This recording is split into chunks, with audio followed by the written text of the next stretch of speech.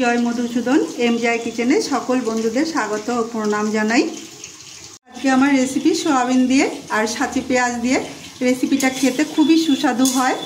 এভাবে বাড়িতে আপনারা করবেন, ভালো লাগবে। আর ভালো লাগলে লাইক, কমেন্ট, সাবস্ক্রাইব করার অনুরোধ জানাচ্ছি। ভিডিওটা শুরু করি। কড়াতে দিয়ে দিচ্ছি জল, হাফ বাটির মতো জল দেবো।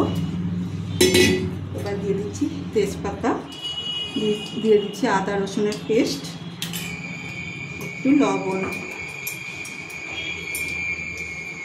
গরম মশলা গুঁড়ো, আর দিয়ে দিচ্ছি আমুল দুধ। এটা একটু গরম হোক। 5 মিনিট গরম জলে ভিজিয়ে রেখেছি। এবার এটা ছেঁকে নেব। সয়াবিনগুলো সব দিয়ে দেবো আর একটু ফুটিয়ে নেব, যাতে এর মধ্যে যে একটা গন্ধ থাকে না, সেই গন্ধটাকে তাড়ানোর জন্য 2 মিনিট মতো ফুটিয়ে নিয়েছি। এবার আমি নামিয়ে ছেঁকে নেব। বেশ নরম হয়েছে। আর আমি হাতা দিয়ে চেপে দেবে কিছুটা জল ঝরিয়ে নেব। দিয়ে দিচ্ছি একটা ডিম, আর দিয়ে দিচ্ছি অ্যারারুট। এটা দিয়ে আমি ম্যারিনেট করে নেব। আমি সাদা তেল আর সর্ষের তেল হাফ হাফ করে গরম করে নিয়েছি। এবার সয়াবিনগুলো ভেজে নেব। আর সঙ্গে সঙ্গে নাড়বো না, 2 মিনিট, বেশ 2 মিনিট হতে দেবো। 2 মিনিট পর এবার নাড়ছি। তাড়াতাড়ি নাড়লে অ্যারারুট আর ডিমের যে কোট করে দিয়েছি সেটা কড়াতে লেগে যেত, তার জন্য একটু 2 মিনিট মতন দেরি করেছি। ব্রাউন করে ভেজে নিয়েছি। এবার আমি এক এক করে তুলে নেব। এরপর আমি সাঁচি পেঁয়াজগুলো ভেজে নেব। 2 মিনিট ভেজেই আমি পেঁয়াজগুলো তুলে নিচ্ছি। আমি তেল তুলে নিচ্ছি, 2 চামচের মতো তেল রাখবো। এ থেকে মশলাটা দেবো, একবারে দেবো না। প্রথমে দিচ্ছি দারচিনি, তারপরে দিচ্ছি লং, তারপরে এলাচ, 3টে লং দিয়েছি, 3টে এলাচ দিচ্ছি। এবার শুকনো লঙ্কা, এবার তেজপাতা। এটা আমি নাড়াচাড়া করে নেব। সুগন্ধ ছড়িয়েছে। এরপর আমি দিয়ে দিচ্ছি 3টি বড় সাইজের পেঁয়াজ। এটা আমি হালকা ব্রাউন করে ভেজে নেব। পেঁয়াজটা যতক্ষণ না ব্রাউন হচ্ছে ততক্ষণ আমি ভাজবো। এদিকে পেঁয়াজটা হতে থাক, আমি ওদিকে একটা মশলা করতে যাব। মশলা করার জন্য দিয়ে দিচ্ছি হাফ চামচ জিরে, হাফ চামচ মৌরি, 8-10টা রসুন কোয়া, 1 ইঞ্চি মতো আদা, আর 4টে কাঁচা লঙ্কা, আর দিয়ে দিচ্ছি হাফ চামচ মতো ধনে। এটা আমি দরদরা করে মশলা করে নেব। আমি এইভাবে শুকনো মশলা করে নিয়েছি। পেঁয়াজ ব্রাউন হয়ে গেছে। এরপর আমি দিয়ে দিচ্ছি টমেটো পেস্ট। এখানে 3টে টমেটো আছে।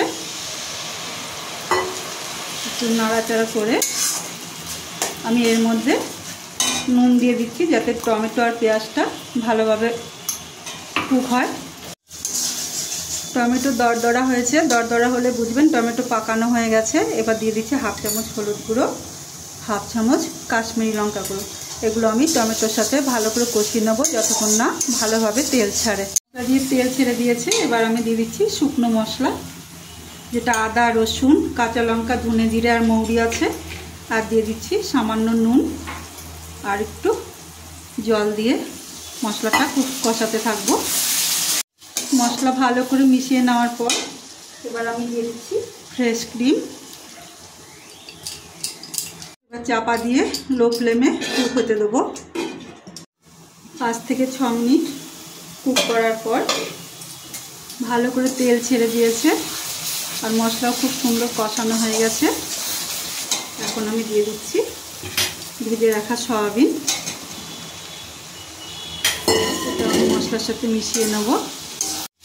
মশলা ভালো করে মিশিয়ে নেওয়ার পর আমি দিয়ে দিচ্ছি যেটা দুধ আর আদা রসুন এগুলো দিয়ে সেদ্ধ করেছিলাম সয়াবিন, সেই জলটা আমি দিয়ে দিচ্ছি।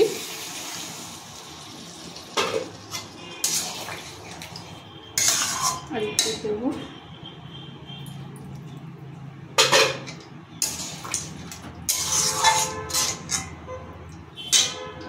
জল দেবো, টেনে যাবে।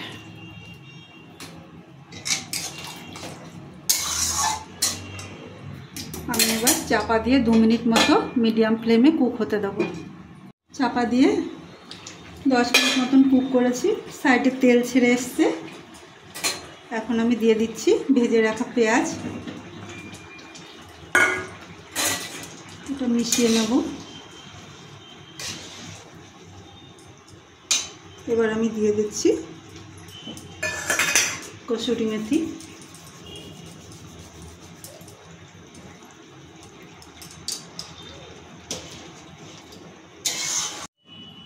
চাপা খুঁজছি, পেঁয়াজ সেদ্ধ হওয়া অবধি কুক করেছি।